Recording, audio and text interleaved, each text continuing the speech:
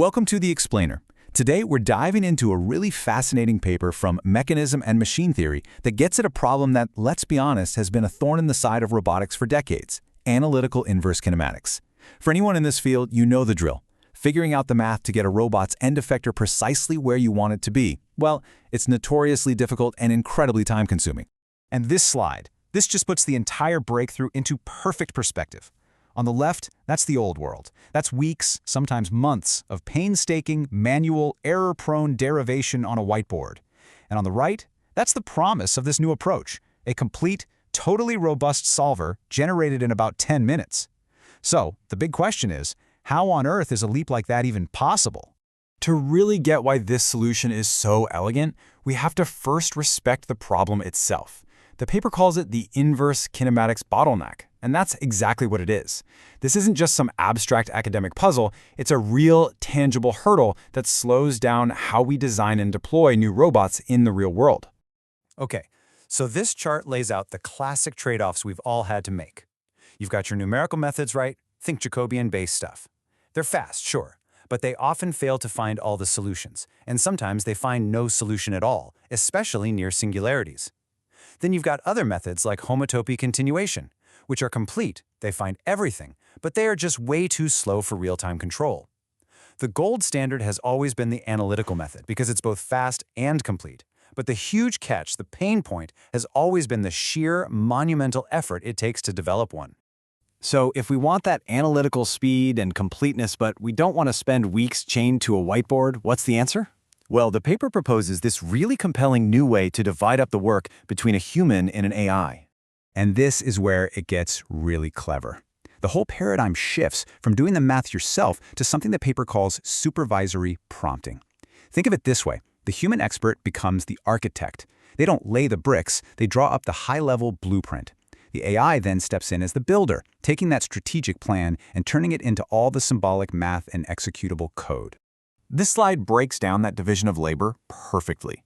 The architect, the human, is bringing all their geometric intuition to the table. They can look at a robot's structure, see the symmetries, and know how to decompose the problem into smaller, solvable chunks. They provide the strategy. The builder, our AI, then does all the heavy lifting, all the grunt work, the tedious symbolic algebra, writing the actual Python code, and then running thousands of tests and even debugging its own mistakes. Okay, so that's the theory. Let's see how this architect-builder model actually performs in practice. And what better test than a classic, non-trivial problem: solving the inverse kinematics for a general 6R robot that has a spherical wrist. This workflow diagram is really the core of the whole method. You see, the human expert starts by providing the Denovet-Hartenberg parameters, the standard geometric definition of the robot. And crucially, they provide the high-level solution strategy as a prompt. That expert guidance is what kicks off and directs this whole closed loop of the AI deriving the math, writing the code, and then validating its own work. And this quote from the paper just sums up that architect-builder relationship beautifully. It's not about replacing the human expert, not at all. It's about amplifying their strategic thinking by handing off all the laborious, error-prone implementation details to an AI that's really good at it. Okay, but this brings up a really critical question, right? When we're dealing with symbolic math for a real-world engineering application, we need 100% precision. So how can we actually trust an AI to be not just fast, but mathematically rigorous? How do we prevent it from hallucinating a wrong answer, especially when dealing with tricky things like singularities? And the answer is actually quite elegant.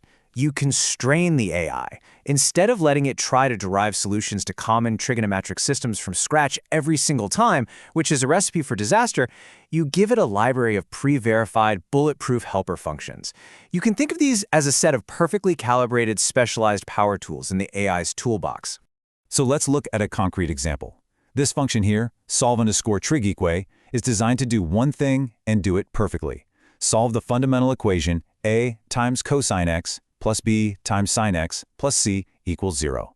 It uses a Weierstrass substitution, and it's been hardened to handle every single degenerate case imaginable, so the solution is always stable and correct.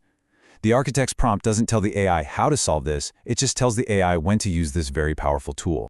Now here is where we see that human geometric insight come into play. For the spherical wrist problem, the expert knows you can decouple the problem into finding the wrist's position first, then the tool's orientation. So the prompt reflects that strategy. It tells the AI, Step 1, solve the position subproblem, and, for that, use the solve_trig_sys helper function. Then, Step 2, solve the orientation subproblem using the solve_trig_sys single helper. The AI is just assembling the final solver using these pre-built, trusted blocks, all according to the expert's blueprint. It doesn't have to invent the strategy itself. So, the theory is really clean, but does this human-AI collaboration actually produce a solver that's ready for production? Let's take a look at the results. And the benchmarks are frankly stunning. They tested the generated solver against 723 real industrial robots from various manufacturers, plus 1,000 randomly generated robots. The average solve time is just over 1 millisecond, and the maximum error is down near machine precision. This is exactly the kind of performance you need for high-speed, real-world control. But here's the number that really matters. Across that entire massive test set, which included tons of singular configurations and other nasty edge cases, the success rate was a perfect 100%. That tells us the method isn't just fast, it is incredibly robust. So these results are obviously a huge deal for robotics, but let's just pull back for a second and think about what this means for engineering more broadly, beyond just kinematics. What we're really looking at here is more than just a slick new way to solve inverse kinematics.